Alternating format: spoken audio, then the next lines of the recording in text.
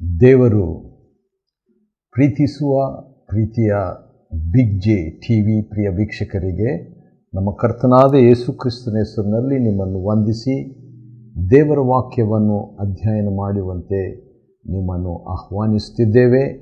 ಇಂದಿನ ನಮ್ಮ ಅಧ್ಯಯನ ಜ್ಞಾನೋಕ್ತಿಗಳು, ದ ಬುಕ್ ಆಫ್ ಪ್ರಾವರ್ಬ್ಸ್. ಜ್ಞಾನೋಕ್ತಿಗಳು 16ನೇ ಅಧ್ಯಾಯ, ಪ್ರಾವರ್ಬ್ಸ್ ಚಾಪ್ಟರ್ 16. 16ನೇ ಅಧ್ಯಾಯದಲ್ಲಿ ದೇವರ ಬಗ್ಗೆ 16 ಸಂಗತಿಗಳನ್ನು ನಾವು ನೋಡಿಕೊಳ್ತೇವೆ. 16 lessons, Proverbs 16 lessons from God. ದೇವರಿಂದ 16 ಪಾಠಗಳು 16ನೇ ಜ್ಞಾನೋಕ್ತಿಗಳಿಂದ ಕಲಿಯಲಿಕ್ಕಿದ್ದೇವೆ. ಬನ್ನಿರಿ. ಮೊದಲನೇ ವಚನ, ಹೃದಯ ಸಂಕಲ್ಪವು ಮನುಷ್ಯನ ವಶವು, ತಕ್ಕ ಉತ್ತರ ಕೊಡುವ ಶಕ್ತಿಯು, ಗಮನಿಸಿ, ತಕ್ಕ ಉತ್ತರ ಕೊಡುವ ಶಕ್ತಿಯು ಯೆಹೋವನಿಂದ ಆಗುವುದು. ಹೌದು, ಎಷ್ಟೋ ಯೋಚನೆಗಳು ನಮ್ಮ ಮನಸ್ಸಿನಲ್ಲಿದೆ, ನನ್ನ ಮನಸ್ಸಿನಲ್ಲಿದೆ. ಆದರೆ ತಕ್ಕ ಉತ್ತರ ಕೊಡುವ ಶಕ್ತಿ ದೇವರು ಕೊಡಬೇಕು. ಹಾಗಾದರೆ ದೇವರಿಂದ ಕಲಿಯುವಂಥ ಮೊದಲನೇ ಪಾಠ, ತಕ್ಕ ಉತ್ತರ ಕೊಡುವಂಥ ಶಕ್ತಿಯನ್ನು ದೇವರು ಕೊಡ್ತಾರೆ. ವಾವ್!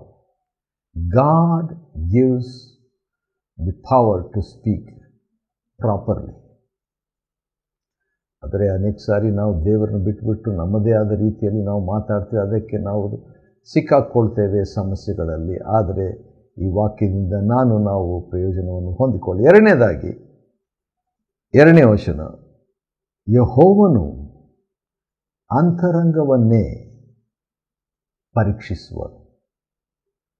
ಮೊದಲನೇದಾಗಿ ದೇವರು ತಕ್ಕ ಉತ್ತರ ಏನು ಕೊಡಬೇಕೋ ಅದನ್ನು ದೇವರು ಕೊಡ್ತಾರಂತೆ. ಎರಡನೇದಾಗಿ ದೇವರು ನಮ್ಮ ಅಂತರಂಗವನ್ನೇ ಪರೀಕ್ಷಿಸ್ತಾನೆ. ಅನೇಕ ಒಳ್ಳೆ ವಿಚಾರಗಳು ನನಗಿದೆ ಎಂಬುದಾಗಿ ನಾನು ತಿಳ್ಕೊಳ್ಬೋದು. ಆದರೆ ದೇವರು ನನ್ನ ಹೃದಯವನ್ನು ಪರೀಕ್ಷಿಸ್ತಾನೆ. ಆತನು ಸ್ಕ್ಯಾನ್ ಮಾಡ್ತಾನೆ. ಆತನ ಮುಂದೆ ಒಂದು ವಾಕ್ಯ ನೆನಪಿಗೆ ಬರುತ್ತಿದೆ, ಅದನ್ನು ಓದ್ಬಿಡೋದು ಒಳ್ಳೆಯದು. ಇಬ್ರಿಯರಿಗೆ ಬರೆದ ಪತ್ರಿಕೆಯಲ್ಲಿರುವಂಥ ಒಂದು ವಾಕ್ಯ, 4ನೇ ಅಧ್ಯಾಯ. ಈಗ ನಾವು ಓದಿಕೊಂಡಂಥ ವಾಕ್ಯಕ್ಕೆ ಸಂಬಂಧಪಟ್ಟದ್ದು 4ನೇ ಅಧ್ಯಾಯ 13ನೇ ವಚನದಲ್ಲಿ, ನಾವು ಯಾವಾತನಿಗೆ ಲೆಕ್ಕ ಒಪ್ಪಿಸಬೇಕಾಗಿದೆಯೋ ಆತನ ದೃಷ್ಟಿಗೆ ಸಮಸ್ತವು ಮುಚ್ಚು ಮರೆ ಇಲ್ಲದ್ದಾಗಿಯೂ ಬಯಲಾದದ್ದಾಗಿಯೂ ಅದೇ. ಆತನ ಸನ್ನಿಧಿಯಲ್ಲಿ ಅಗೋಚರವಾಗಿರುವ ಸೃಷ್ಟಿಯು ಒಂದೂ ಇಲ್ಲ.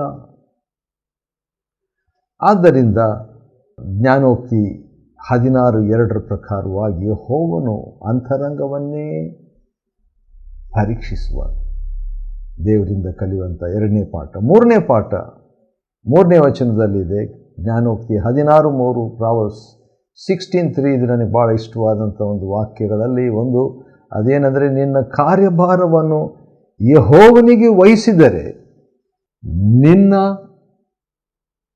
ಉದ್ದೇಶಗಳು ಸಫಲವಾಗುವವು.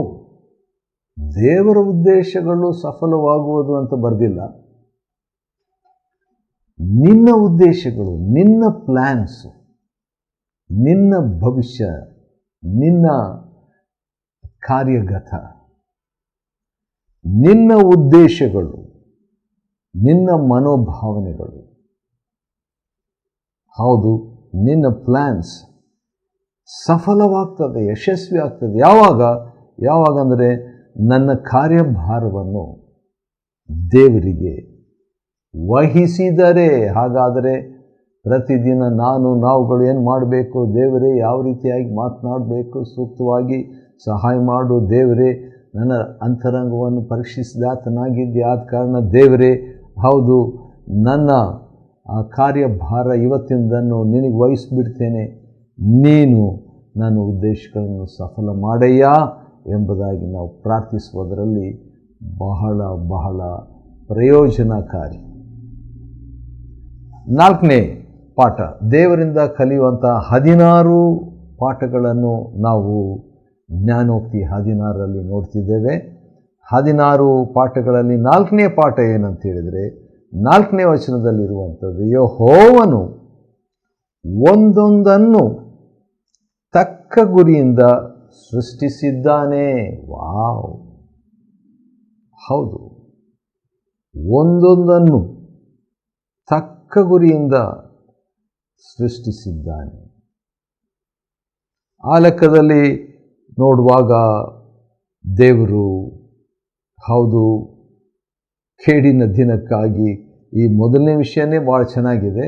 ದೇವರು ಒಂದೊಂದನ್ನು ತಕ್ಕ ಗುರಿಯಿಂದ ಸೃಷ್ಟಿ ಮಾಡಿದ್ದಾನೆ. ಆದ ಕಾರಣ ಸೃಷ್ಟಿಯಲ್ಲಿ ಎಲ್ಲವೂ ದೇವರ ಉದ್ದೇಶ ಇದೆ ಅಂತ ಹೇಳ್ಬೋದು. God's purposes are covered on his creation. ಏನು ಮಿಸ್ಟೇಕ್ ಇಲ್ಲ, ಏನು ತಪ್ಪಿಲ್ಲ. 5ನೇದಾಗಿ ಇನ್ನೊಂದು ವಿಷಯ, ಹೌದು, ಕೇಡಿನ ದಿನಕ್ಕಾಗಿ ಕೆಡುಕರನ್ನು ಉಂಟು ಮಾಡಿದ್ದಾನೆ.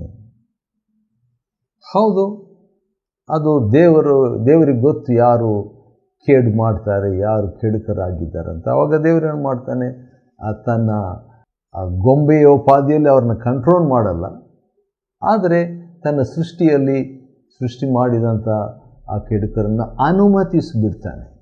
ಅವರ ಸ್ವಚಿತ್ತವನ್ನು ಅವರಿಷ್ಟ ಪ್ರಕಾರ ಮಾಡಲಿಕ್ಕೆ ಬಿಟ್ಬಿಡ್ತಾನೆ, ಅನುಮತಿಸ್ತಾನೆ ಅಂತ ಹೇಳ್ಬೋದು.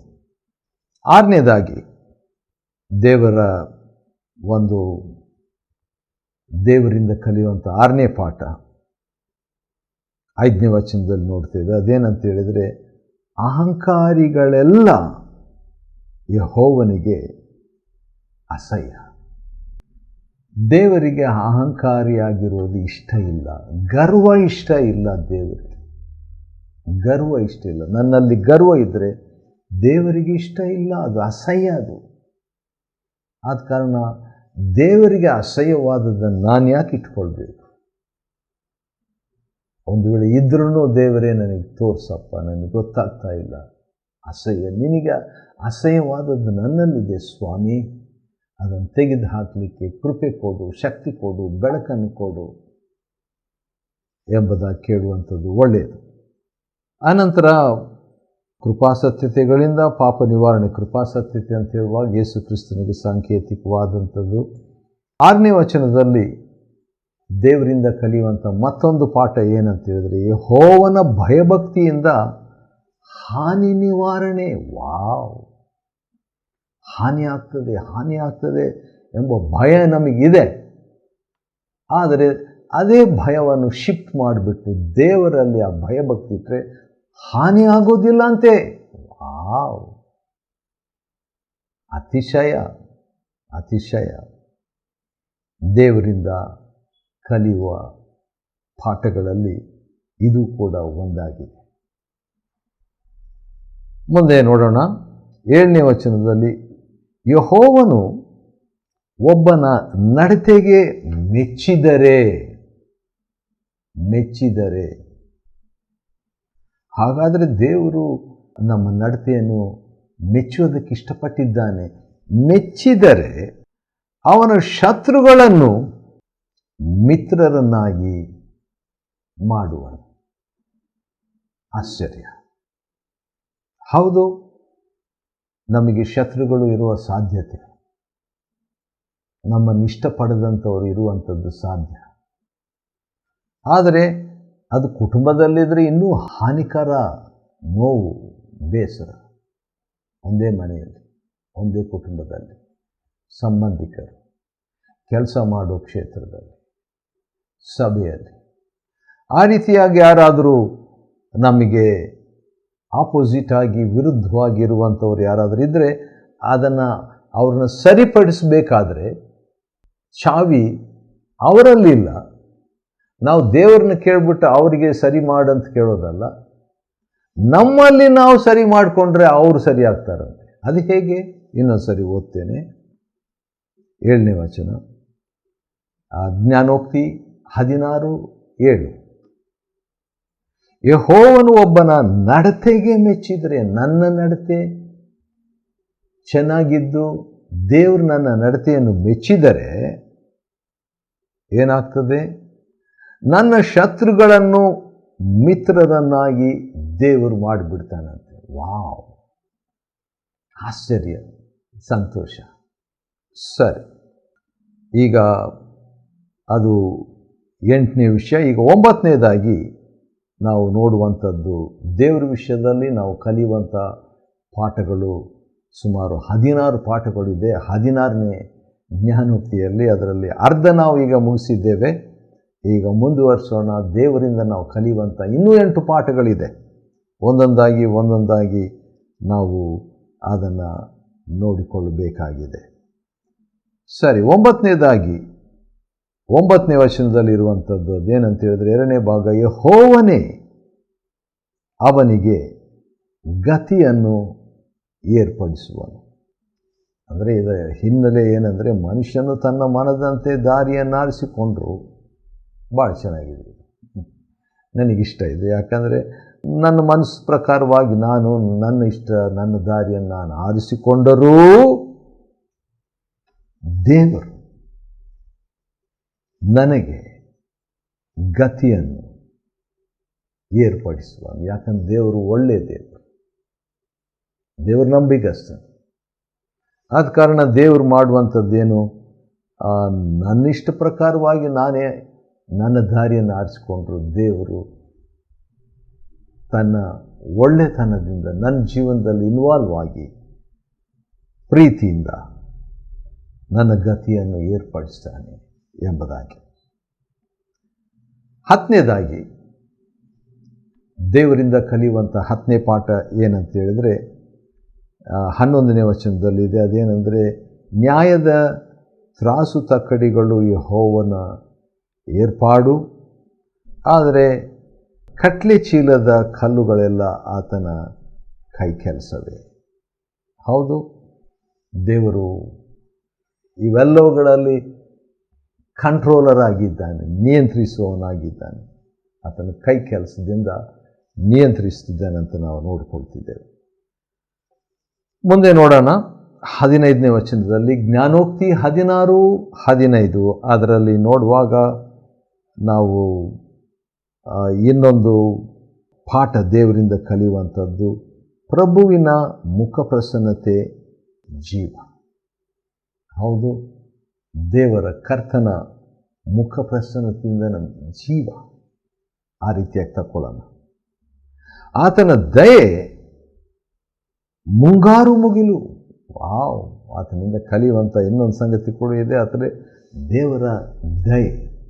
ಹೌದು, ಇದು ಬಹುಶಃ ಅರಸನ ಬಗ್ಗೆ, ಸೊಲೊಮೋನನ ಬಗ್ಗೆ, ರಾಜನ ಬಗ್ಗೆ ಇದ್ದರೂ ಕೂಡ ಅದು ಒಂದು ಛಾಯೆ ಅರಸನ ಬಗ್ಗೆ, ದೇವರ ಬಗ್ಗೆ, ಮೆಸ್ಸಿಯನ ಕುರಿತಾಗಿ. ಆದ ಕಾರಣ ಬಂಗಾರಕ್ಕಿಂತಲೂ ಜ್ಞಾನವನ್ನು ನಾವು ಪಡೆಯುವಂಥದ್ದು ಎಷ್ಟೋ ಮೇಲೂ, ಬೆಳ್ಳಿಗಿಂತಲೂ ವಿವೇಕವನ್ನು ಹೊಂದುವುದು ಲೇಸು. ಸರಿ, 20ನೇ ವಚನ ನೋಡೋಣ. ಅಲ್ಲಿ ಇನ್ನು ಒಂದು 14ನೇದಾಗಿ ದೇವರಿಂದ ನಾವು ಕಲಿಯುವಂಥ ಇನ್ನೊಂದು ಪಾಠ, 14ನೇ ಪಾಠ ಅದೇನೆಂದರೆ ದೇವರ ವಾಕ್ಯ. 20ನೇ ವಚನ, ದೇವರ ವಾಕ್ಯವನ್ನು ಸ್ಮರಿಸುವವನು ಸುಕ್ಷೇಮವನ್ನು ಪಡೆಯುವನು. ಹೌದು, ಒಳ್ಳೆ ಕ್ಷೇಮ ನನಗೆ ಬೇಕು. ಸಂಪೂರ್ಣವಾಗಿ ನನ್ನ ಅಂಗಗಳಲ್ಲಿ, ನನ್ನ ನರಗಳಲ್ಲಿ, ನನ್ನ ಜೀವನದಲ್ಲಿ, ನನ್ನ ದೇಹದಲ್ಲಿ, ನನ್ನ ಆತ್ಮದಲ್ಲಿ, ನನ್ನ ಶರೀರದಲ್ಲಿ, ನನ್ನ ಮನಸ್ಸಿನಲ್ಲಿ, ನನ್ನ ಮಿದುಳಿನಲ್ಲಿ, ಹೌದು, ಸುಕ್ಷೇಮ ಬೇಕು. ಆದರೆ ಅದಕ್ಕೆ ಸೀಕ್ರೆಟ್ ಏನಂತ ಹೇಳಿದರೆ, ದೇವರ ವಾಕ್ಯವನ್ನು ಸ್ಮರಿಸುವುದು. ದೇವರ ವಾಕ್ಯವನ್ನು ಸ್ಮರಿಸುವುದು, ವಾವ್, ಔಷಧ, ಅದು ಔಷಧ. ಹೌದು, ಅದೇ 20ನೇ ವಚನದಲ್ಲಿ ಇನ್ನೊಂದು 15ನೇ ಪಾಠ, ದೇವರಿಂದ ಕಲಿಯುವಂಥ 16 ಪಾಠಗಳು. ಜ್ಞಾನೋಕ್ತಿ 16ರಿಂದ ನಾವು ನೋಡ್ತಾ ಇದ್ದೇವೆ. 15ನೇ ಪಾಠ ಏನಂದರೆ, ಯೆಹೋವನಲ್ಲಿ 20ನೇ ವಚನ, ಭರವಸವಿಡುವವನು ಭಾಗ್ಯವಂತನು. ದೇವರಲ್ಲಿ ಭರವಸೆ ಬಿಟ್ಟರೆ ಭಾಗ್ಯ, ಆಶೀರ್ವಾದ. ಭರವಸೆ ಬಿಟ್ಟರೇನೆ ಅದು ಸ್ಟಾರ್ಟಿಂಗ್. ಅದು ಆತನಲ್ಲಿ ಭರವಸೆ ಬಿಟ್ಟು ಆತನು ಹೇಳಿದ ಹಾಗೆ ನಾವು ಫಾಲೋ ಮಾಡುವಾಗ, ದೇವರ ವಾಕ್ಯವನ್ನು ಸ್ಮರಿಸುವಾಗ ಆತ್ಮಿಕ ಸುಕ್ಷೇಮ, ಭೌತಿಕ ಸುಕ್ಷೇಮ, ದೈಹಿಕ ಸುಕ್ಷೇಮ, ಮಾನಸಿಕ ಸುಕ್ಷೇಮ, ಹೌದು ಭಾಗ್ಯ, ಆತ್ಮಿಕ ಭಾಗ್ಯ, ಆತ್ಮಿಕ, ಮಾನಸಿಕ, ದೈಹಿಕ ಭಾಗ್ಯಗಳು ನಮಗೆ ಉಂಟು. ಅದು ಜೀವಬುಗ್ಗಿಯಾಗಿ ಪರಿಣಮಿಸುತ್ತದೆ. ಕೊನೆಯದಾಗಿ ಜ್ಞಾನೋಕ್ತಿ 16ರಲ್ಲಿ 16ನೇ ಪಾಠ ದೇವರಿಂದ ಕಲಿಯುವಂಥದ್ದು ಏನಂತ ನೋಡುವಾಗ 33ನೇ ವಚನದಲ್ಲಿ ಇರುವಂಥ ಒಂದು ಕೊನೆ ಸಾಲು ಏನಂದರೆ, ತೀರ್ಪು ಯೆಹೋವನದೇ. ಹೌದು, ನಾವು ಬೇರೆ ಬೇರೆ ಪ್ಲ್ಯಾನ್ ಮಾಡ್ಬೋದು, ಬೇರೆ ಬೇರೆ ಯೋಚನೆ ಮಾಡ್ಬೋದು, ಆದರೆ ದೇವರು ತೀರ್ಪು ಫೈನಲ್. ದೇವರು ನಡೆಸ್ತಾನೆ. ಏನೆಲ್ಲ ನಾವು ಮಾಡ್ಬೋದು, ಆದರೆ ದೇವರು ಅಂತಿಮ ತೀರ್ಪು ಹೇಳುವಾತನು ಆಗಿದ್ದಾನೆ. ಜ್ಞಾನೋಕ್ತಿಗಳ ಪುಸ್ತಕದಿಂದ 16ನೇ ಅಧ್ಯಾಯದಲ್ಲಿ 16 ದೇವರ ಬಗ್ಗೆ ಪಾಠಗಳನ್ನು ನಾವು ಕಲಿಯುವಂತೆ ದೇವರು ತನ್ನ ಕೃಪೆಯನ್ನು ನಮಗೆ ಕೊಟ್ಟದ್ದಕ್ಕಾಗಿ ಆತನಿಗೆ ಸ್ತೋತ್ರವಾಗಲಿ. ದೇವರು ನಿಮ್ಮನ್ನು ಆಶೀರ್ವದಿಸಲಿ.